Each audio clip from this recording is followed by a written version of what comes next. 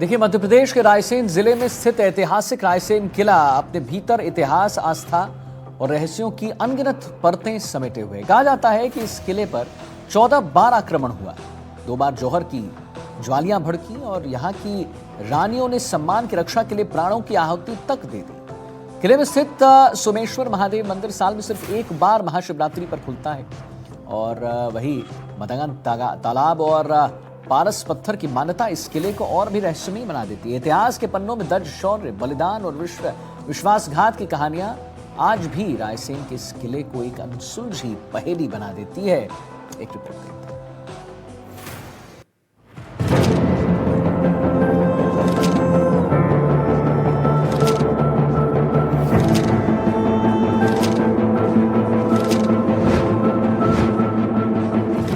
मध्य प्रदेश के रायसेन जिले में स्थित ऐतिहासिक रायसेन किला अपने भीतर इतिहास, आस्था और रहस्यों की अनगिनत परतें समेटे हुए है। कहा जाता है कि इस किले पर 14 बार आक्रमण हुए, 2 बार जौहर की ज्वालाएं भड़की और यहाँ की रानियों ने सम्मान की रक्षा के लिए प्राणों की आहुति दे दी। किले में स्थित सोमेश्वर महादेव मंदिर साल में सिर्फ एक बार महाशिवरात्रि पर खुलता है। वहीं मदागन तालाब और पारस पत्थर की मान्यता इस किले को और भी रहस्यमय बना देती है। इतिहास के पन्नों में दर्ज शौर्य, बलिदान और विश्वासघात की कहानियां आज भी रायसेन के इस किले को अनसुलझी पहेली बना देती है।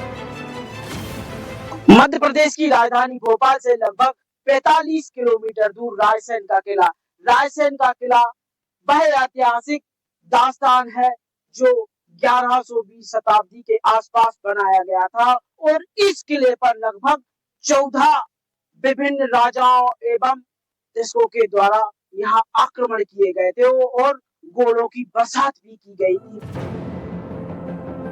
कहा जाता है जब रायसेन की रानी की खूबसूरती के चर्चे अफगान शासक शेरशाह सूरी तक पहुंचे तो उसने इस किले पर हमला कर दिया। एक कथा के अनुसार आक्रमण के दौरान राजा ने अपनी ही रानी का गला काट दिया ताकि दुश्मन उसके सम्मान को ठेस ना पहुंचा सके। एक और मान्यता ये भी है कि यहाँ के राजा के पास पारस पत्थर था जो लोहे को सोने में बदल देता था और उसी की चाह में किले पर हमला हुआ। इतिहास और लोक कथाओं के बीच सच्चाई क्या है, ये आज भी एक रहस्य है। करीब 11वीं शताब्दी के आसपास बना ये किला मध्य भारत की सामरिक दृष्टि से बेहद महत्वपूर्ण कड़ी रहा है। भोपाल से लगभग 45 किलोमीटर दूर जिला मुख्यालय रायसेन में स्थित ये किला करीब 1500 फीट ऊंची पहाड़ी पर बना है और लगभग 10 वर्ग किलोमीटर क्षेत्र में फैला हुआ है। इतिहासकारों के अनुसार इसका प्राचीन स्वरूप लगभग 1000 ईसा पूर्व तक पुराना माना जाता है। तोपों और गोलों की मार झेलने के बावजूद ये किला आज भी मजबूती से खड़ा है। आपको बता दें कि रायसेन किले पर इतिहास में दर्ज 14 बड़े हमले हुए। 1223 में इल्तुतमिश ने किया, 1250 में गियासुद्दीन बलबन ने, 1283 में जलालुद्दीन खिलजी, 1305 अलाउद्दीन खिलजी, 1315 में मलिक काफूर, 1322 में मोहम्मद बिन तुगलक, 1511 में साहिब खान, 1532 में हुमायूं, 1543 में शेरशाह सूरी, 1554 में बाज बहादुर, 1561 में अकबर, 1682 में औरंगजेब और 1754 में फैज मोहम्मद। हर बार किले ने संघर्ष देखा, रक्तपात देखा और इतिहास का एक नया अध्याय लिखा गया। रहस्यों से भरा है रायसेन का ऐतिहासिक किला।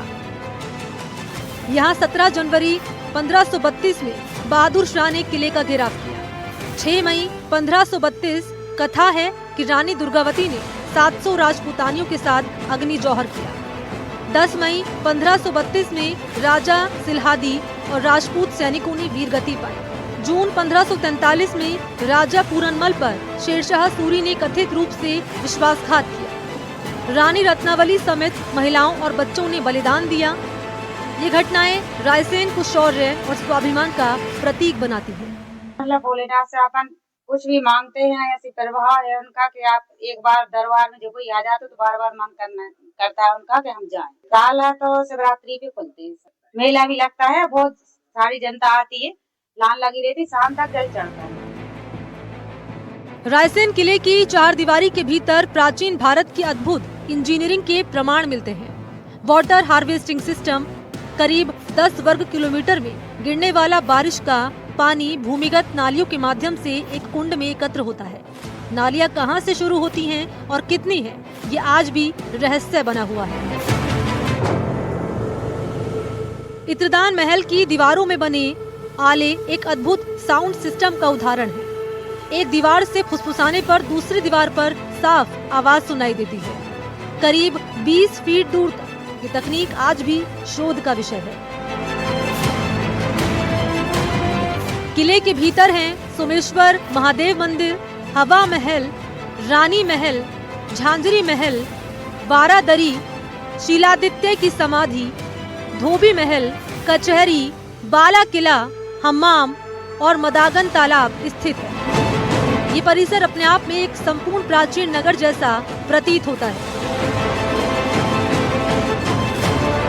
किले में स्थित सोमेश्वर महादेव मंदिर का ताला साल में केवल एक बार महाशिवरात्रि पर खोला जाता है। साल 1974 में स्थानीय आंदोलन के बाद तत्कालीन मुख्यमंत्री प्रकाश चंद्र सेठी ने स्वयं आकर शिवलिंग की प्राण प्रतिष्ठा कराई। तब से हर वर्ष यहाँ विशाल मेला लगता है। किले में स्थित एक दरगाह हिंदू मुस्लिम एकता और गंगा जमुनी तहजीब की मिसाल भी पेश करती है।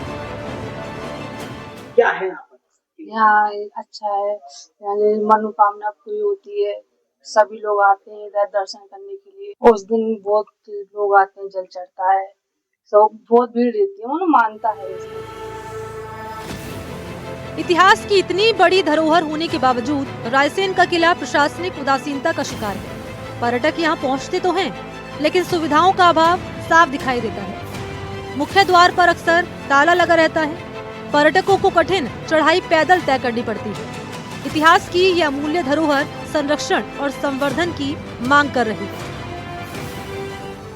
रायसेन का किला आज भी इतिहास की कई अनकही कहानियां अपने भीतर छिपाए खड़ा है। जरूरत है तो बस इन्हें सहेजने और संरक्षित करने की, ताकि आने वाली पीढ़ियां भी इस गौरवशाली विरासत को करीब से देख सके। एनडीटीवी के लिए मध्य प्रदेश के रायसेन से पवन सिलावट की रिपोर्ट। पहेली में फिलहाल इतना ही। एक छोटे से ब्रेक के लिए रुक रहे हैं और हम तुरंत हाजिर हैं।